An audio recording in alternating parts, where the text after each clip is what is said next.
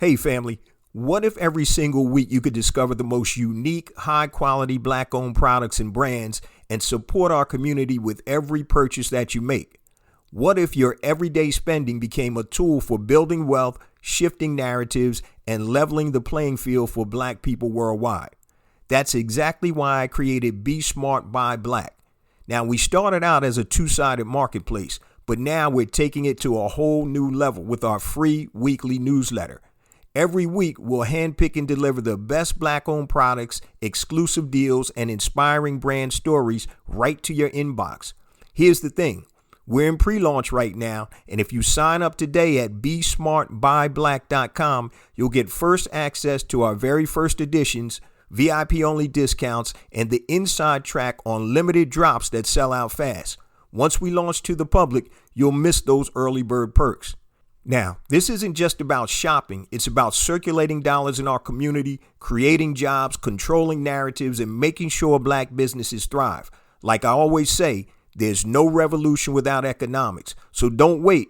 Go to besmartbyblack.com, join the pre-launch list, and be a part of this movement. And don't forget to share the web link Be Smart by Black with all of your network.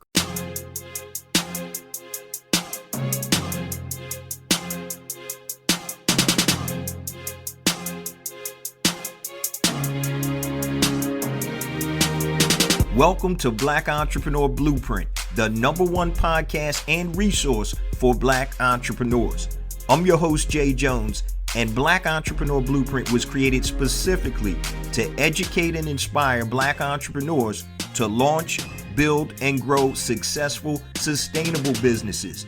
Join us as we help build an economic power base in the worldwide Black community by building and supporting Black-owned businesses. If you're currently an entrepreneur or want to be an entrepreneur, you're invited to join us each and every week here at Black Entrepreneur Blueprint. Welcome to the BEB family and get ready to elevate your entrepreneur IQ. Welcome to the Black Entrepreneur Blueprint, episode number 589. I'm your host, Jay Jones, and today we have another outstanding and informative show in store for you. Today, we're going to be doing a rebroadcast of one of our most downloaded and impactful episodes from October of 2024, titled, Are You Selling a Vitamin or a Painkiller? 7 Steps to Guarantee Profit. Now, let's get ready for today's show content. Today's show topic is, Are you selling a vitamin or a painkiller? 7 steps to guarantee profit. Are you selling a vitamin or painkiller? 7 steps to guarantee profit. Now, is your business offering a nice to have vitamin or a must have painkiller? So if you're selling a product or service, the difference between a vitamin, which is optional, and a painkiller, which is essential, could make or break your business. And today we're going to discuss number 1, what is a vitamin versus what is a painkiller? And I'm going to give you a 7-step formula to help you find profitable painkillers in your niche that you can sell to ensure that you guarantee yourself profits in your business. Now, before we get to today's show content, I just want to share a few things with the Black Entrepreneur Blueprint family. First and foremost, I want to welcome all first-time listeners to Black Entrepreneur Blueprint. Welcome to the BEB family. Please stick around until the end of today's broadcast, and I'm going to share all my social media contact information and resource links, such as our new revised website, blackentrepreneurBlueprint.com. Make sure you go to the website, guys, hit the Learn tab, and get access to all types of free resources that are going to help you elevate your entrepreneur IQ. Such as resources on marketing, scaling your business, e-commerce, side hustles, everything you need, guys, to take you from point A to point B, and they are free. Also, today's show is going to be full of notes. So if you're not able to write down everything that you hear today, make sure you go to the website, click on episode number 538, and we'll have all the show notes for you. Remember, I'm going to go and give you a 7-step formula, guys, to help you guarantee your profits by creating and finding painkillers in your specific niche or market that you can actually sell to your audience. Now, for the first time listeners, we drop a new episode every Monday morning at 5 a.m. Eastern Standard Time on all your major podcast platforms and YouTube. So wherever you're watching this or listening to it, make sure you hit that subscribe button so you'll have a notice when the next episode drops. Now, let's get ready for today's show content. Today, we're talking about, are you selling a vitamin or a painkiller? 7 steps to guarantee profit. So today, we're going to discuss why you need to sell painkillers, which are must-haves, versus vitamins that are nice to have. And then I'm going to give you guys a 7-step formula to find profitable painkillers in your niche that you're able to sell. But first, let's determine or define what is a vitamin or something that is nice to have. A vitamin is something that's nice to have. It's designed to try to help you solve your problem, which it may or may not actually do.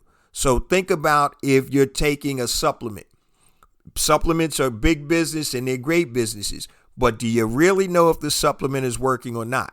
So that's a nice to have product or service. Now, what is a painkiller? A painkiller is a must have. So it's a definitive solution to a problem that actually works. Now, I give you a real life example. About 3 years ago, I was at a diner eating breakfast one morning. I bit into an English muffin, and I don't know what was in that English muffin, but one of my back teeth actually cracked right then. And I could actually feel the inside of my tooth. I could put my tongue on it. I'm like, man, this tooth damn near split in half. And so I had to call a dentist immediately. My dentist was booked up. So I called about 4 or 5 dentists, and I have great insurance. And even with that great insurance, for an emergency appointment, it cost me over $400. I had to get the tooth fixed, got a cap on it, and a whole bunch of other work to it. But that dentist was selling a painkiller, literally was selling a painkiller. That was something that was a must have. I didn't have the option to play around and, hey, I'll get this done when I want it done, because it was hurting so bad, it had to be done. So that's the difference, guys, between selling a vitamin, which is something that's nice to have, versus a painkiller, which is a must have. Now, let's talk about why selling painkillers is more effective. Now, I always talk about the psychology of selling and also the psychology of most people, being able to understand people's normal activities and habits. So people move away from pain more than they move towards pleasure. People move away from pain more than they move towards pleasure. How many times do you put something off until it gets unbearable, like the example of a toothache? But moving away from pain is more natural for most people than moving toward pleasure. Now, if you want to do something pleasurable, you may do it when it's appropriate or when you have time to do it. But if there's something painful enough, guys, you're going to get that thing taken care of immediately. So that's why selling painkillers is more effective than selling something that's nice to have like a vitamin. Also remember, guys, the bigger the problem, the more money you can charge for it. The bigger the problem, the more money you can charge for it. So if you have a toothache, like I did, I really didn't care what it cost to get that thing fixed that day, because it was so unbearable, something had to be done. Okay, so remember that. The bigger the problem, the more money you can choose. Let's talk about, how do you find or create painkillers?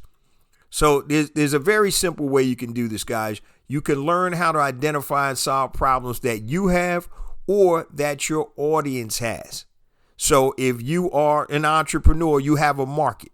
You have a target market that you're selling to. What are some of the common problems that target market has? So if you're a CPA, you may work with entrepreneurs who have tax problems. If you're a dentist, you may specialize in teeth whitening, teeth alignment, or whatever. So whatever your audience needs, you need to try to identify some of the major problems they have so you can help solve them. Also, as I mentioned, what are some of the problems you're having, be it Personal problems, say you want to lose weight. Those are some problems. Or say it has something to do with your job or your business. These are ways that you can create or find painkillers. But I'm going to give you guys a 7-step formula that's going to break everything down for you. Before I do that, one of the things that I tell a lot of my coaching students is when they come into my one-on-one coaching, most of them have a business that's up and running. And sometimes when we go through the process that I use for my coaching students, they say to themselves, damn, I should have picked another product or service. Because a lot of times people will pick things that they like. So, for example, one of my coaching students years ago had a clothing brand, right? So a clothing brand is a vitamin. It's nice to have, right? But it's not a must have. So in order to get the psychology to sell to a specific audience, that when you're selling a clothing brand is totally different than solving a problem. Now, if it's a functional piece of clothing that helps you do something, that's a little bit different. But if it's like a lifestyle brand, then you have to figure out what your unique position is versus everybody else that's selling hoodies or whatever else you're selling. Bow ties, hoodies, whatever. So you have to understand the difference between a vitamin and a painkiller. And so I always tell my coaching students, if you're solving a problem, that's probably an easier way to make money. Not the be all that ends all, but probably an easier way for you to make money than basically putting out something that's nice to have, because there's no real specific need for that. So always be cognizant when you're figuring out what product or service that you're going to sell.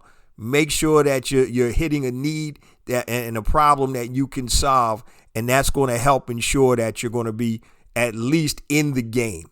When you're selling stuff, like I said, like hoodies and t-shirts, not that you can't be successful, but it can be a little harder because it's not a necessity. It's not a must-have. All right. So you need to think about that. And some of you guys that are listening to this right now are probably kicking yourselves right now saying, damn, I need to revamp my whole business. But it may not necessarily be that bad. Maybe you can pivot and find a problem you can solve in your area that you focus on or in your marketplace. Now let's start to dive into my 7-step formula. And once again, if you're not able to write this down, make sure you go to the website, blackentrepreneurblueprint.com. And usually the last 3 episodes are on the front page of the website. So go to episode number 538. And everything I'm about to talk about is the show notes are actually in that synopsis of the actual episode. So what I want you guys to do is take out a standard sheet of paper, 8.5 by 11 sheet of paper. It can be lined or unlined. Lined would probably be better. And what I want you to do, you create 4 vertical columns that go down to about 3/4 of the page. So don't make the columns go from the top of the page to the bottom of the page. You start at the top and you go down about 3/4 of the way, leaving a quarter of the bottom page blank, because that's where you're going to do some formulation and come out with your painkiller that you're going to sell. So you have 4 columns, right? So step number 1, in the far left column, the first column to the left, I want you to write the title of this column to be Personal Problems I Solved. Personal Problems I Solved. And that's in the far left column, column number 1. Now write down all the problems that you solved in your personal life and how you solved them. I'm not talking about silly stuff. I'm talking about things that can be transferable or translated into a business. So for example, if you lost 25 pounds by eating a low-fat diet, that's something you can put in, right? So a personal problem you solved, I lost 25 pounds by creating or eating a low-fat diet. All right, that's column number 1. And you just write down all the personal problems that you've solved. You can put down as many as possible. But remember, make sure it's something that's transferable or that other people may have that type of problem too. Okay, So that's in the far left column, column number 1. In the next column, I want you to title that personal problems I want to solve. Okay. Now, write down all the problems that you personally want to solve and see if you can create a solution. So, for example, if you wanted to become more productive, you can actually create a daily calendar to help you be more productive. You get up at 5 o'clock. You exercise from 5 to 6. You meditate from 6 to 7. You do X work from 8 to 9, whatever. Then that's just an example of a problem that you want to solve that you haven't solved yet. Okay, so in column 2, write down personal problems I want to solve, and you write down things that you want to solve that you can create a solution to. Also, make sure there are other people who may have the same problem. Okay, so for example, you don't have enough leads for your business. So you can create a solution. That's a problem that you have. And a lot of other people don't have leads for their business. So maybe you can create a solution or a game plan for something like that. So that's column number 2. So the first column to the far left is titled Personal Problems That You Solved, Personal Problems I Solved. Column 2, Personal Problems I Want to Solve. Now in column 3, you title that Problems My Audience or Market Has. Problems that my audience or target market has. So if you are a CPA and you focus your business on entrepreneurs, what problems does that target market have? Do they have problems with bookkeeping? Do they have problems with unpaid taxes? So you write down everything you can think of. Okay. So now you can look to survey your audience or market to them to see what are some of the common problems that they have. You want to identify as many problems as possible that you can think of and write them down. And you want to start with the biggest problem to the least problem. So, for example, if you're an insurance agent, you may focus on small business owners who don't have adequate life insurance to cover their business and personal expenses if they die. Just things like that. So column number 3, title it Problems My Audience or Market Has. So if you're in a specific niche or in a specific marketplace, you should know what problems that your customers or prospective customers have. That's column 3. Column 4, this is the last column. Title it Easiest Solutions. So look at all the problems you've identified in the first 3 columns and write down the 3 problems with the easiest solution that you can create. So column 4, titled Easiest Solutions. Look at everything that you have written in all the other columns. And then what you want to do, identify the top 3 problems that you can solve the easiest. And now we're starting to whittle down what your painkiller is going to be. What painkiller are you selling? Who is it for? And how do you help solve that problem? So that's step number 4. Now we go down to step number 5. Remember, on the bottom quarter of the page, there's an open space because you didn't bring all the columns all the way down. And you want to title that, The Problem I'm Going to Solve Is, and you write in whatever that problem is. I'm going to solve how to lose weight 25 pounds in 6 months for my customers. So you could be a fitness instructor, whatever it is. All right. So determine what problem makes the most sense to solve. What's the easiest solution that you can create or that you have already created. So you want to find the path of least resistance. Okay. What is the easiest solution you can create or have that you've already created? So write down the problem I'm going to solve is blank and determine what makes the most sense to solve. So if you have all kinds of different problems you can solve, what's the easiest one that you can take to market right away? That's step number 5. Now, step number 6, guys, is test your hypothesis. And you do this by creating an offer. And I tell you guys all the time, it's great to take surveys and all types of good stuff, but you don't have proof of concept, right? Until somebody buys something. And I'll get into that a little bit later. But step number 6, test your hypothesis by creating an offer.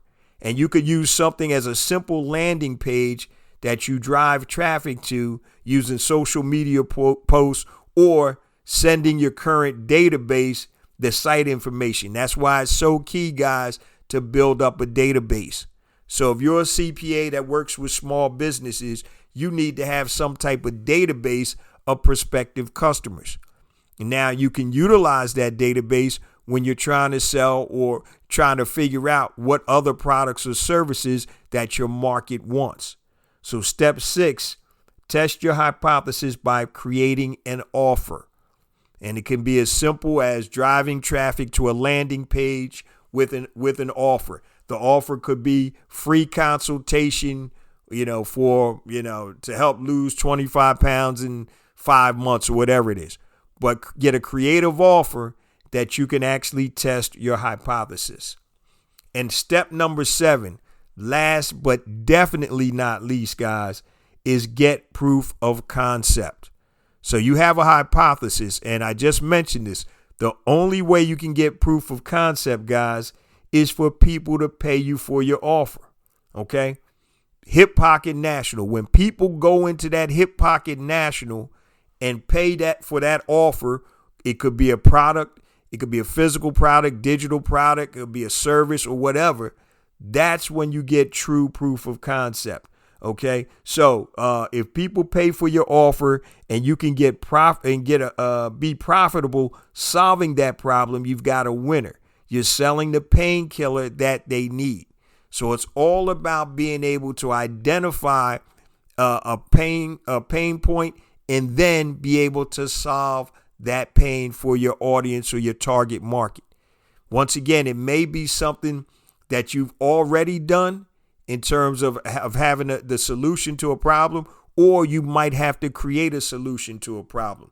You can create the solution, something as simple as creating a PDF checklist. You can also have a solution which is an online course. It could be a consultation. It could be a physical product.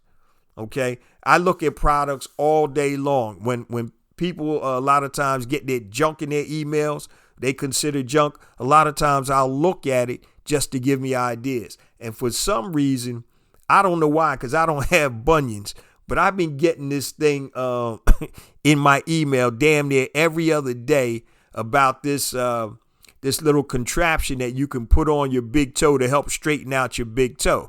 And once again, I don't have those issues, but it's almost like a little sling type product. My father-in-law used to have bad feet, and every time I would see the product, I'd think about him. But that's a real solution for a pain point. And I don't know if the product worked or not, but I used to see it a lot.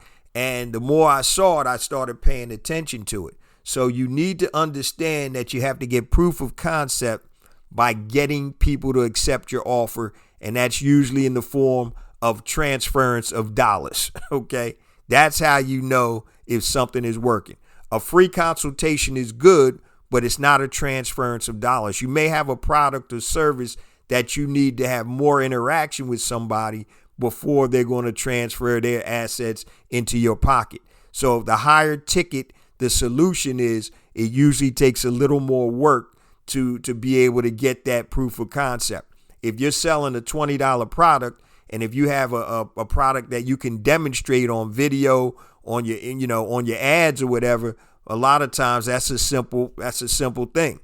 People will buy it right sight unseen. They'll see the video. They'll see how it works. Oh, great. This looks good. It'll solve a problem for me.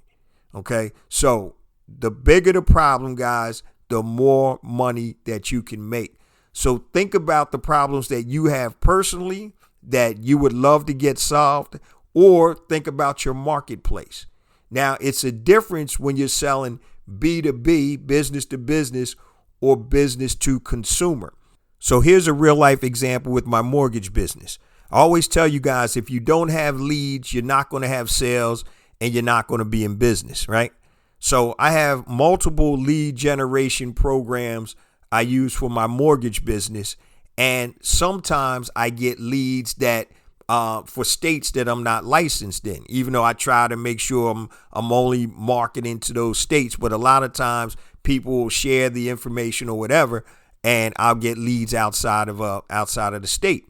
So mortgage leads, or quality mortgage leads, I should say, are very valuable. So what I started doing was I connected with several mortgage companies, not individual loan officers, mortgage companies that would buy my excess leads that for states that I don't work in or that I'm not licensed in. And they're going to spend a lot more money than an individual loan officer that's going to buy leads, because they're buying larger volume and they're buying for their company and their loan officers. So when you start selling to individuals versus companies, there's a dynamic, or there's a difference. So for newsletters, for example, many companies will spend thousands of dollars a year on a single newsletter, whereas an individual probably wouldn't do that. So you have to understand the economies when you're dealing with business to business or business to consumer. Business to business, just like with my hot sauce business, it's the stores that are buying the product. It's not necessarily coming out of their individual pockets. It's coming out of the coffers of the store. So I can sell a much bigger volume to a major corporation or a major retail store than I can to a mom and pop store who's going to feel it more. So understand who your target market is, and understand you can solve the same problem, but if you're solving that same problem for a business or an individual, you can make more money. So if I sold my mortgage leads to a loan officer, they may only, be willing to pay up to $50 a lead.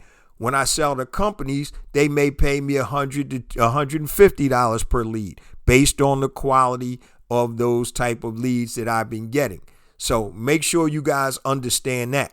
But that's a simple 7-step formula that you guys can use to find and or create painkillers that you can sell to your marketplace. Now, before we get to the last segment of the podcast, when I talk about why this is so important, I just want to share my social media contact information and resource links real quick. And I'll start once again with the resource link that everybody should go to, which is the website blackentrepreneurblueprint.com. If you're lazy, type in BEB Connect. It'll take you to the same website. Click the Learn tab and make sure you use all the resources that are there to help you elevate your entrepreneur IQ. Now, if you want to connect with me, guys, anything long, hit me on my email, jayjones@blackentrepreneurblueprint.com. That's JAYJONES @blackentrepreneurblueprint.com. Facebook, Black Entrepreneur Blueprint. Instagram, I have 2 IG accounts. The first one is J Jones for Real, JAYJONES, the number 4, REAL. Second one is Black Entrepreneur Blueprint. Twitter, which is now X, you can connect with me at jjones001, JAYJONES 001. LinkedIn, just go to LinkedIn, type in J Jones Black Entrepreneur Blueprint, and follow me and connect with me there. And also YouTube. Make sure you guys subscribe to the YouTube channel, guys. I have additional content on YouTube that is not on the show. So go to YouTube, type in Black Entrepreneur Blueprint, and hit that subscribe button. Also, just a reminder for first-time listeners, we drop a new episode every Monday morning, 5 a.m. Eastern Standard Time on all your major podcast platforms and YouTube. Now, let's get to the last segment of the show, guys. Why this is so important for you guys to understand and differentiate between selling a vitamin or a painkiller. So as a serial entrepreneur for over 25 plus years and a business coach for over 20 years, guys, I've seen it all. I've seen the gamuts of highs and lows personally, and I've seen it in my coaching students. So many times, guys, the product or service that you decide to sell is such a major component on your success or failure. So selling a solution to a problem is the easiest and most direct route, guys, to success. Now, if you've listened to the podcast for any period of time, remember, there's only 6 types of things that you can sell. I know when you're thinking about, what's my painkiller I can sell, you're all over the place. But there's only 6 types of things that you can sell. Your physical products, your digital products, or your services, or somebody else's physical products, somebody else's digital products, or somebody else's services. So let's look at your physical products. I have a brand of hair straighteners or flat irons. That's a physical product. You can sell digital products. That can be an online course. You can sell services. So once again, if you are a copywriter, you can sell your copywriting services. If you're a therapist, you can sell your services. Now let's talk about somebody else's physical products. If you buy and resell somebody else's stuff, so say, for example, you're in Amazon arbitrage. You go to Walmart, find low price physical products, and you resell them on Amazon. So that's selling somebody else's physical product. You can sell somebody else's digital product. You can be an affiliate for somebody. You can be an affiliate for an online course. So if you like an online course, they may have an affiliate program that you can market to your network to earn money. So that's selling somebody else's digital product. And you can also sell somebody else's services. So for example, you could be a lead generation company and you're selling the services of a lawyer, just say an accident attorney. So the only 6 types of things you can sell are your physical products, your digital products, your services, somebody else's physical products, somebody else's digital products, and somebody else's services. So that should help you whittle down when you're trying to figure out what painkiller can you sell. You only have 6 types of things that you can sell. I don't care who you are, where you live, and what you sell. There's only 6 types of things that you can sell. So this episode, guys, is to help you to start thinking about how to grow and scale your business by guaranteeing profit. And I'm not going to say you follow this, you're going to be guaranteed profit, because there's a lot more involved in being profitable as a business owner. But this is going to help you find something that's going to be more or easier to sell than trying to sell a vitamin. Like I said, when I work with my coaching students and they have products like the vitamin type of products, it's super hard because you have to really be identify your market and understand what they want. So if you're selling clothing, a lot of clothing is trendy, right? There's so many different trends. How long is this trend going to be, in style? And then when that goes in style, now you have to go out and get something else to make sure that you're competitive in the marketplace. But if you solve a problem and you know that problem, if you're working for a company and you see that there's a major problem in the industry that you're in, maybe you can create the solution and monetize it. And having worked in the advertising and media space for years prior to going out on my own, and even when I had to go back into corporate for a year, I went back and I was just amazed at how many corporations don't know what they don't know. I'm doing native advertising, helping these big corporations with digital advertising, native advertising. They have no idea. They're doing things that are basically counterintuitive, wasting money by the thousands, right? By the tens of thousands. And when you go in with a painkiller, man, it's a layup. It's easy money. The last quick story I want to tell you guys is about a company that I consulted for, my God, probably 20 years ago, called Quench, and Quench. They were based outside of Philadelphia. And what they were is a bottleless water cooler company. Now, these things are everywhere today, but back then it was a new thing. And so what they did was it was ingenious, and I wish I would have thought of the idea. So, a lot of major companies still today have bottled water. So there's a major cost in bottled water for these large companies. So if you work at a UPS, FedEx, any major manufacturing company or any large company, there's a ton of expense with bottled water. So that service is a lot. So Quench, along with several other major companies, came out with a bottleless water cooler, and all they did was it was a water cooler that had a filtration system that just tapped into the local water line. So now instead of paying, $500 a week for bottled water to be delivered, what they did is they took the current water that was already in the office buildings, they filtered it, and now they were able to use this bottleless water cooler. And the genius behind this was it was a cost-saving thing, and it was something that every company needed. Most large companies need to have water fountains or water coolers.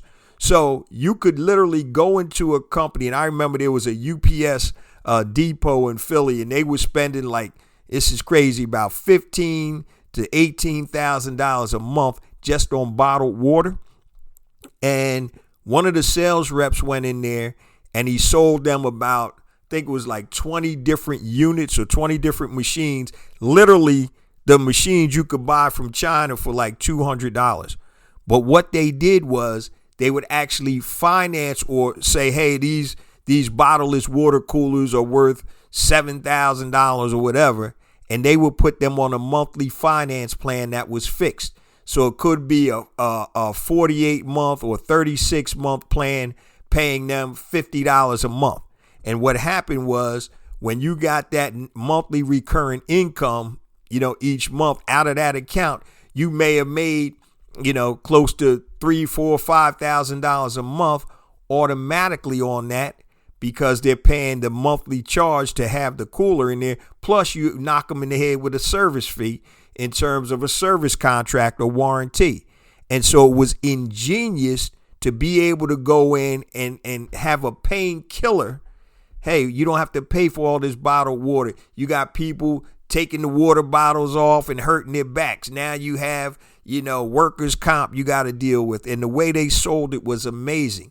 But that was a great Painkiller. And when it makes sense for both parties, that Painkiller, it's a layup, guys. So go through the 7 steps, get that sheet of paper out, and start formulating your game plan to create your Painkiller. I promise you it's going to help your business exponentially if you can find a winning Painkiller that you can sell to your marketplace. Now, before we close it on out, guys, I say this each and every week because it is true. We get more and more downloads because of you, the BEB family. I appreciate you guys so much. Please continue to spread the word about the podcast, the revised website with all the resources, the online courses, the books, the whole ecosystem designed to help you elevate your entrepreneur IQ. Remember, it's not about me. It's not about you. It's about us. It's about building an economic power base in the worldwide Black community by building and supporting Black-owned businesses. Love you guys. See you same time next week. Peace.